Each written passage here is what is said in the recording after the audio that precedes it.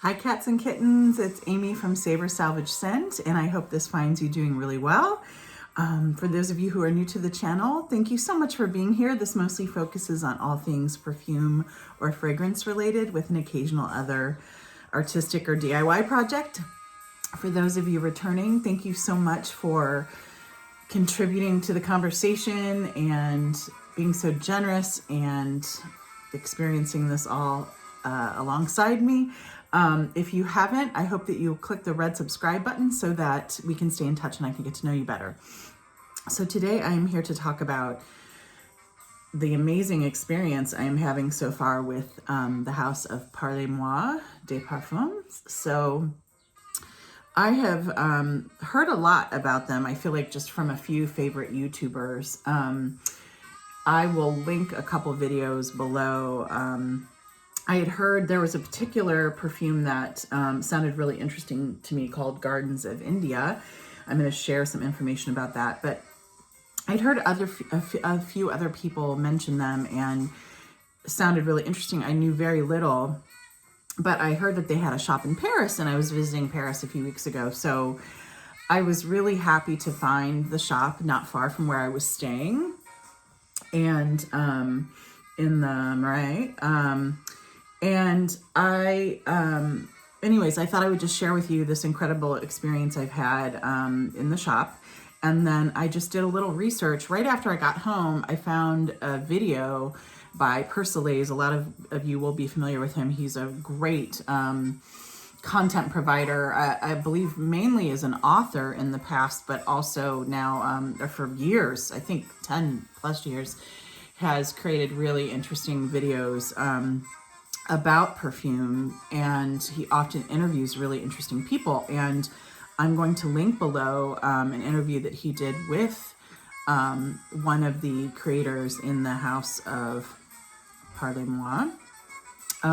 So for those of you who don't know, I'm going to share a little bit about the house. And the house was just created, I think, a few years ago, like I want to say 2016, 17, something like that. Maybe even more recent. I'm sorry, I should have looked that up, but pretty recently, I know. A lot of you will be familiar with the nose named Michel Almairac. He is just an incredible nose and has worked for various companies. But I'm just going to read to you, and I took a few notes here, just a few of the perfumes he's created. I would say probably over 100 perfumes, if not many more. But here are a few that stuck out for me. Bentley for Men Absolute is an incredible perfume, which I own. Made for men, but I wear it and I love it. Created many of the Bond No. 9 scents, for instance, Coney Island. Created Shiseido Zen. Zadig and Voltaire's This Is Her. One of my absolute long-time favorites, Casimir by Chopard. Many scents for Chloe, many scents for Burberry. Created Dior's Fahrenheit, Ghost, many scents for Gucci, Jill Sander, Youp Femme. He created Paloma Picasso's Minotaur, which was a favorite of David Bowie. Created scents for Dali, and the list just goes on and on. I did not know a ton about his kind of history, and so it's a family fair around the house. Essentially, it's the two sons, I believe two sons of Michel. And if you would like to see an incredible and interesting interview, again, I'm going to link below an interview by Persiles with Benjamin, who is, I believe, kind of the head of the company now with the family. So essentially, it looks as though Michel acts as nose, but I think 4 or 5 members of the family, I want to say brothers, father, mother, are all involved in the house. And as I studied a bit more about them and learned some things through this interview too, I found the interview to be so refreshing, and just Benjamin's kind of talking about perfume and approach. It was so, it just feels like they have this quest for transparency and truth. And the reason that felt refreshing to me, while I love perfume, and obviously I love YouTube and content creators around perfume, I find that often the marketing through these channels is often with the ultra young, sometimes inexperienced, and people who are just paid by houses or driven by houses. And that, of course, sways content. Now, is all of that bad? No, not at all. I mean, obviously we all kind of play a role, but I found his transparency with his answers to the questions he was asked really refreshing, and their quest to really be kind of like truthful and very transparent in their process of how they build their scents and market their scents, and et cetera, et cetera. So again, I would highly recommend, if you're interested at all in the perfume industry, and this house in general, I would say listen to this interview by Persolaise. It's great. And Benjamin, I just found to be wonderful. And very much the way he described their approach is the experience I had in the shop. So I walked into the shop, and I will just say it's very kind of got a minimal, white, clean, almost laboratory feel, but yet somehow feels unpretentious. And I think a lot of that was the person who was working in the shop approached me immediately and had this perfect balance of like connecting with me, but not overselling or pandering. She was wonderful and just asked me if I'd experienced the house, told me a tiny bit about the family, and how the shops essentially seem to act both as a place, of course, to sell the scents, but also really to spark interest and even work as kind of like laboratories. She shared with me some raw ingredients, both connected to the scents that I experienced that day, but also in a scent that they're working on right now, which I thought was really cool. And she could tell, I did not tell her about my channel or anything like that, but she could tell that I somewhat spoke some of the, perfume language, and was just really excited and connected me with scents. And then based on the things I was reacting to, kind of led me through the line. And I think what was really neat, for those of you who haven't read the book, and I should talk someday in a video about my favorite perfume-based books, but the book called The Perfect Scent, it's by Chandler Burr. So a lot of you will know him or have experienced this book even, but he was a writer, maybe remains a writer for the New York Times in the arts and, perfume. And he wrote this book that I just found to be like riveting about the perfume industry, because I thought I knew a lot about the industry, but this book really uncovered more for me and was so fascinating. A lot of you will know that I work in the arts. So I work for Contemporary Art Museum, but I've worked in the arts for decades at this point. And I probably should know more than most that creative control can be harder and harder to kind of assert or come by as an artist as you evolve and get bigger and perhaps work for other people, whether they be companies, individuals.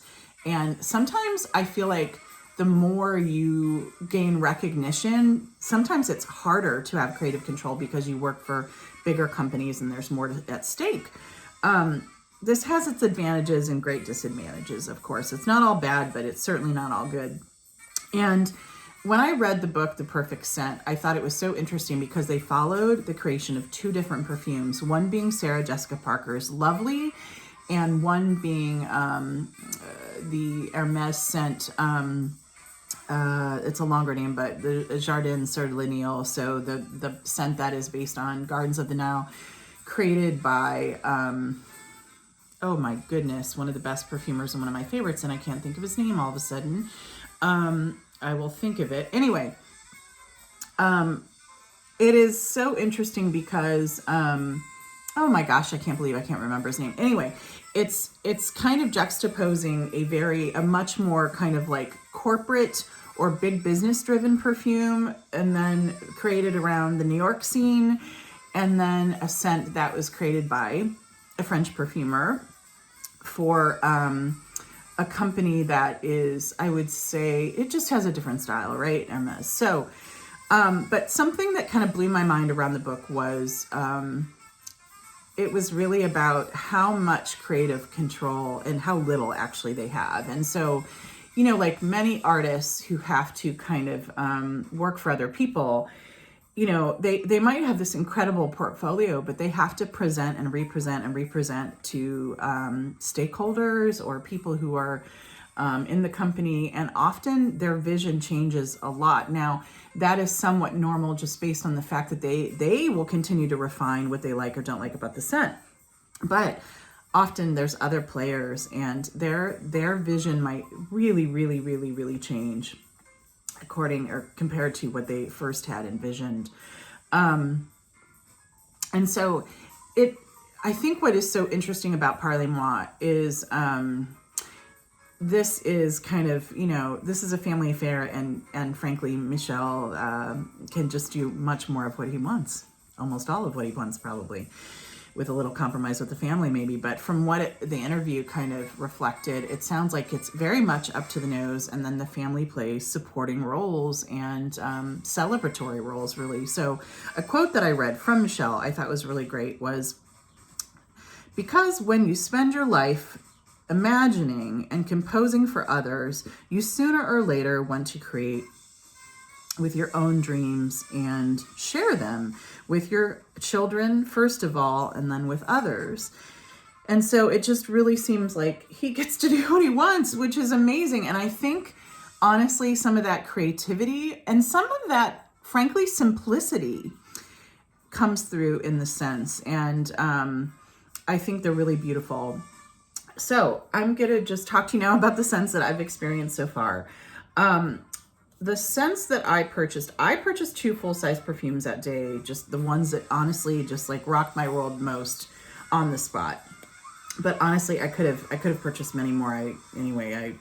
Every person has their limit. So I purchased 2 scents. I'm going to start with Gardens of India. I purchased 1.7 ounce bottles. They are around $100. I'm going to say they're 95 euros. And then if you buy 3.4 ounce bottles, they are around, I want to say 160, 170, something like that. So I would say a pretty good price point for perfumes being created by an amazing nose for a niche house. Yeah. And then, so I purchased 2 bottles. They come in these beautiful containers. And to say a little bit about the brand, I had seen it before and I thought it was a peacock, when in fact it is a holder of 5 different perfume bladders, which I think is so cool. And this is kind of reflects the minimal look of the shops. And so they come in these, pardon me, beautiful containers. And then in a kind of like a dust cover. Apologies, it's allergy season, y'all. And then in these beautiful bottles with magnetic tops. So really nice quality. And then, so I purchased 2 bottles, and based on my interest in the house, she then threw in a sampler set. Oh my gosh, highly recommend. They come in a box that looks like this. And then there are 6 samples of your choice put in there. They appear to be a few mil. And you can buy these sample scents for a mere 15 euros.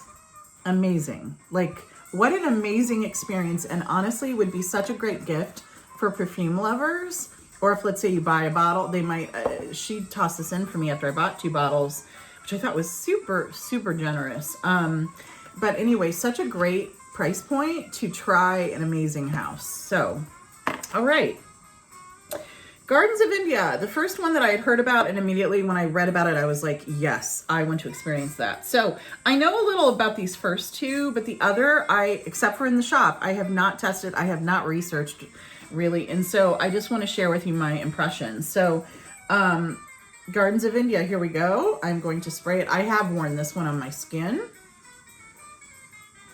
Oh, it's just, I mean, this is just one of those where you're like captivated.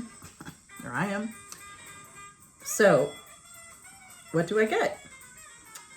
I get a beautiful composition of, I get fruit, and it's funny because I don't know that she mentioned fruit being in this. I get mango. I get greens, and I get like a tiny bit of wood or sandalwood, and just this perfumey composition. God, What else do I get? I think I get a little jasmine too. Yeah, jasmine. Jasmine can have that grapey effect that also smells fruity as well. This is just so interesting. It is such a, I have plenty of perfumes that have jasmine in the forefront. I have a few that have mango in the forefront. I have some that of course have like, I don't know if this is sandalwood or wood. But the way this is combined, it really like lives up to the name. It just smells lush. And I love that it has this fruity component, but yet it doesn't feel sophomoric or just like Soliflor or like too straightforward. It's definitely composed. So anyway, I just love it. It smells so rich and lush. I think you could wear it year round, but my God, it sure smells like a summer scent to me. And just a gorgeous, gorgeous thing. And I think, honest to God, there's not, well, a few of these maybe lean a little more feminine or masculine, but honestly, I think anybody could wear these. They're just beautiful. So I'm so happy to own this. Gorgeous. Okay, next, and completely different. And I'll just say where I sometimes get a DNA in a house where I feel like there's something that like strings through the whole house. I don't really get that here. I get that in their branding and their approach and that kind of thing. And maybe in like the beautiful compositions and then sometimes the simplicity of the scents. But I don't really get like, I don't get, you know, the way Guerlain has Guerlain running through, whether it's even just a tiny bit through all of their scents or most of their scents. I don't really get that here. But I definitely, I get some diversity. And this next scent is so different from the first that I've mentioned. So this is, I think it's pronounced Guimauve de Noel. Essentially, Guimauve means marshmallow. Yeah, so it basically means like Christmas marshmallow, which I love the creativity of their names, but I think it's unfortunate that a lot of people might look at this and be like, oh, it's not Christmas, I'm not going to buy that. It's an amazing scent. So let me spray this and tell you what I get from it. Hold on one second here. All right. This one I've also worn and loved, and the first day I wore it to work, you got a compliment. Oh, this is where the first one, Gardens of India, is lush. This, and I would say highly composed. It feels like, even though maybe it doesn't have as many notes, it feels like a great composition. This is more simplistic in the best of ways. It is the most gorgeous gourmand. This is essentially marshmallow and orange blossom. That's about it. But I'm telling you, to make a marshmallow scent well is not easy. They can smell really, to me, cheap, immature, cloying. This truly smells so fluffy. And it's got a hint of the orange blossom and that kind of honeyed effect without it being, sometimes I feel like that combination, like I'm sure a lot of people will be like, does it smell like Kilian's Is It Love, Don't Be Shy? Which I have a little bit of. And I like it, but it gets almost headache inducing for me. It can be almost too sweet. This is perfect. It's similar, but I find it even better. And it's just gorgeous. As far as longevity, by the way, on the skin, it's interesting when I read people, like the few reviews I've read about these two, people are really mixed. Like I found this to last on my skin all day, and this again got me a compliment at work kind of later in the work day. Some people really don't love that it doesn't last all day, and I kind of marvel sometimes with people where it comes to perfume, where it's like, I get that, especially those of us who grew up with like the heavy hitters of the 70s and 80s and 90s. I understand it's great to have a perfume that lasts 8 or 10 hours, but if I love a perfume and get a few hours out of it, I'm thrilled. Like, they only have so much control sometimes, especially if you're using more natural ingredients.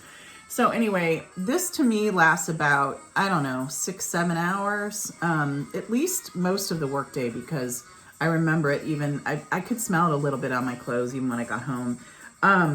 It's gorgeous. And if you love like a sweet gourmand, but really want a high quality one, this is phenomenal. So can't wait to wear it more. Definitely think it'll like sing in colder weather, but it's doing great now as well. So, all right. I have 6 more from this set to share with you. I'm diving right in. All right. They come in these beautiful little boxes. And the first one I'm going to spray is called Flavia Vanilla. So basically, I think that means vanilla flavoring or flavor.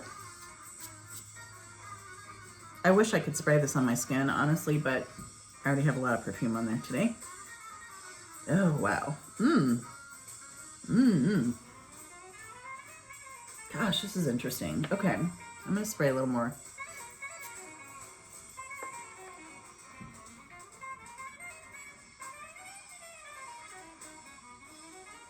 This is beautiful. It is not as strong as the other two.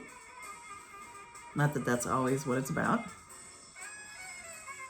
I'm just saying it has a bit more subtlety. This is also like, it neither smells like straight like cooking like vanilla bean, nor does it smell like a lot of the vanillas that I own. It smells a bit more floral, and it's interesting. I really just don't know much more about it. This to me feels a bit more linear and like a Soliflor, and like it would be nice to combine with other scents. It's really beautiful, and it's really different than the other vanillas I have. And I get an impression, I know I just said it feels like a Soliflor, but because my nose can't recognize it, it makes me wonder if there are many other things combined with the vanilla. But I also can't pick out all of those things, if it makes sense. So like, I don't get wood. I can't say it's a vanilla, you know, I can't say that it's vanilla and certain other notes, because it just smells unique, but it smells composed though too. Like I can't pick out those other things. It's interesting. This is one that I'm gonna have to wear more to get to know it. I can't tell if I love it yet, I'll be honest. But it's really nice, and it's very different than other vanillas I've smelled, which is great. Okay. Amy, what did you do with that? Okay, next, Tomboy Neroli. Interesting name.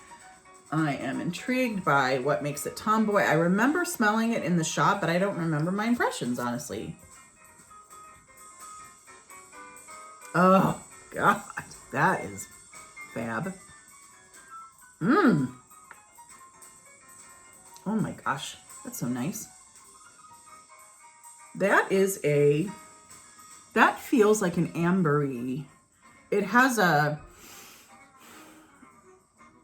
what we used to call oriental kind of lean, which I'm not really a big fan of because it can mean so many things, but unfortunately I just use the word because it sums up in some ways the way scent smelled when I was growing up. So things like opium and obsession, that kind of thing. To me, what I get is I get enough of an orange flower to understand it's there, but I really get like an amber more so. And a tiny bit of what I feel like I'm smelling is musk. And it does feel like it has a bit of a male marketed lean.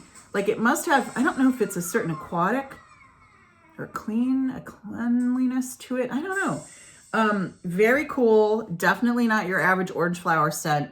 Definitely an orange flower that anybody on the gender spectrum could wear, no matter who it's marketed to. I really like this a lot. The Tomboy Neroli, very, very cool. Okay, next is Milky Musk. I remember loving this, and I had already kind of chosen my 2 that I was going to buy. And I remember thinking, oh, this, if I would have smelled this first, I could have bought this too. Like, it's great. Let me respray it so I can react authentically to this. Uh-oh. I think my nose needs reset.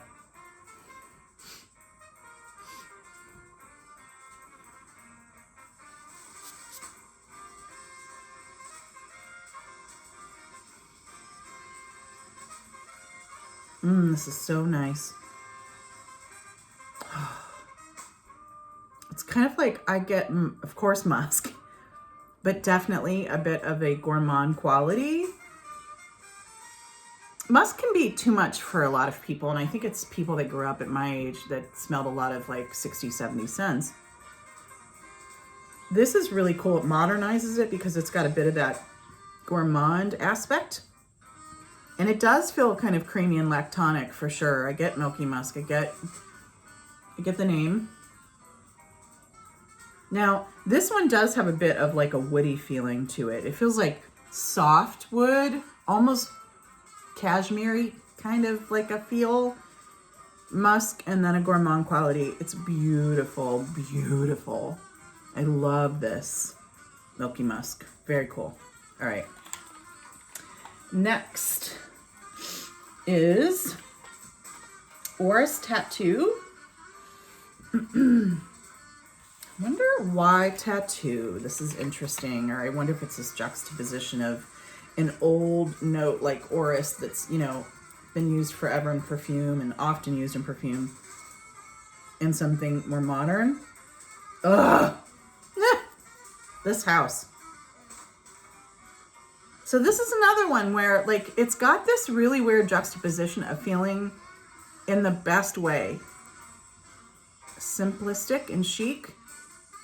But I know it's not just one thing. I mean, like, you definitely get Orris, which is, of course, the root of iris.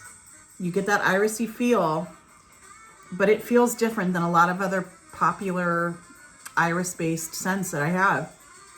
This, and I think a lot of, like, I always just associate Guerlain with Orris and iris because it's used in a lot of their first and most popular scents, and I freaking love it, and I love Guerlain, but this feels so different than a Guerlain. It absolutely feels like more modern, and it smells clean. So like maybe it's got a little bit of like a thread of like, let's say an Acre Hollandaise or something like that, but it feels more modern.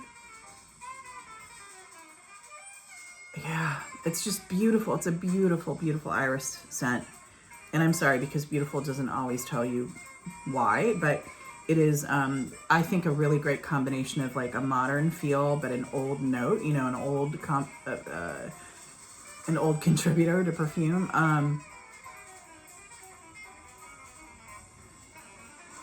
It's interesting because a lot of Orris or iris scents, I feel like always smell like spring to me. This feels like something you could wear anytime. And I find sometimes Orris or iris is so soft that it's hard to detect, but this is, I would not call it like strong or powerhouse, but it's definitely there. It's beautiful.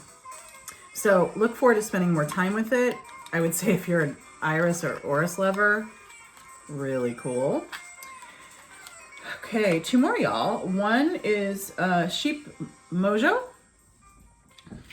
Cool. I'm excited to kind of like, I know maybe, did I test this in the shop? I can't remember. I love the thought of them doing a Chypre because something I'm picking up on from this line is like modern takes on old favorites. I don't know. Jeez, this is cool.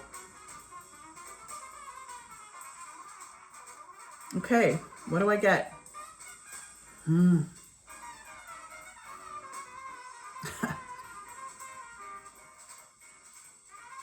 I definitely get fruit, but I don't feel like I get the fruit that you always get in Chypre, which is often citrus. I mean, I get something bright, but it feels like tropical, or I don't know.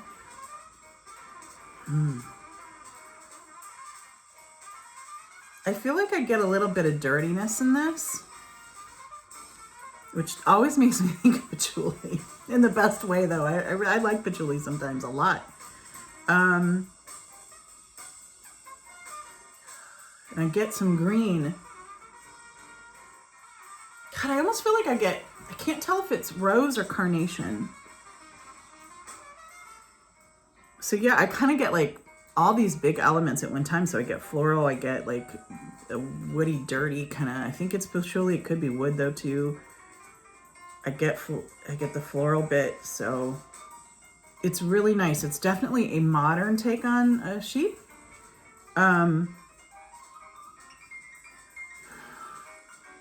This is one, I swear, it feels so unique to me. And this is one I would want to have just because I feel like this would be a cool signature scent and you would not smell like anybody else, which I think is always appealing. It feels absolutely in the middle of the gender thing. Like I can't imagine anybody not liking it. And super, super cool. It feels modern, but yet it harkens back to things because it's got like, I can't tell if it's rose or carnation. You think I'd know because I love carnation, but anyway, it's super cool. Again, really, really look forward to wearing it more. Last but not least, and I think this is one of their newer scents, is one called Wake Up World. I remember nothing about this, so I'm excited to spray it and remember. Okay. Wow, I just sprayed that all over me too, so. Oh, wow. Ugh. Oh my gosh, that's so good. That's an instant love. I can't believe I didn't buy that. This smells more masculine leaning, I'm going to be honest, to me.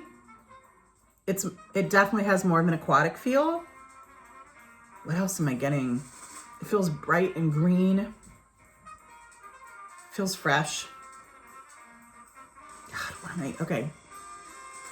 What am I getting? There's this brightness, and I can't tell if it's a perfume chemical or if it could be, it feels apple-y, like, it feels something like crisp, like apple or cucumber. But it feels musky too. I know we just talked about musk. And you know what else it could be? I think this might be tonka. I love tonka, but tonka to me has so many faces. Tonka, I first got to know tonka as like, it felt so vanillic to me and gourmand and like it was burning vanilla. Tonka also though can have this like total men's barbershop fougere quality. And that actually, as this dries down, that is what I'm getting. I'm getting this like, I know this is a weird combo. I'm getting a bright fruit. I'm getting something musky, but I'm also getting that like tonka, like fougere quality. Just as far as like reactions, instant, I love this. Like, I think I love this as much as the two others I bought. It's awesome. I love it even more than the Tomboy Neroli, and I really like that a lot too. Wow. So Wake Up World is a standout for me, for real. These are all great. So those are all of the scents that I own. I think there were probably another 8 or 10 scents. And honestly, there wasn't one I didn't love. And there's one that I regret actually not getting a sample of. There is a lavender-based one. I think it's called Haute Provence. It was phenomenal too. There wasn't one that I just hated, you know, that I couldn't like tolerate. They were all interesting to me, and I am so happy to own all of these. There are definitely, I would say, out of the 2 I purchased and 6 I sampled, I would say about half are ones that I would want to own, I would say. Yeah, but really, really great. Highly recommend. I would love to know if any of you have tried this house, worn this house, love this house. Have you learned about the house? I find them so interesting. Have you worn any of Michel's scents before? Do you have any favorites? So, can't say enough about the house and the experience I had. I mean, really, they treated me like $1 million, and I hope they do so well because I'm just loving the aesthetic and the kind of like mission of kind of truth telling. And, you know, we didn't even talk about the name.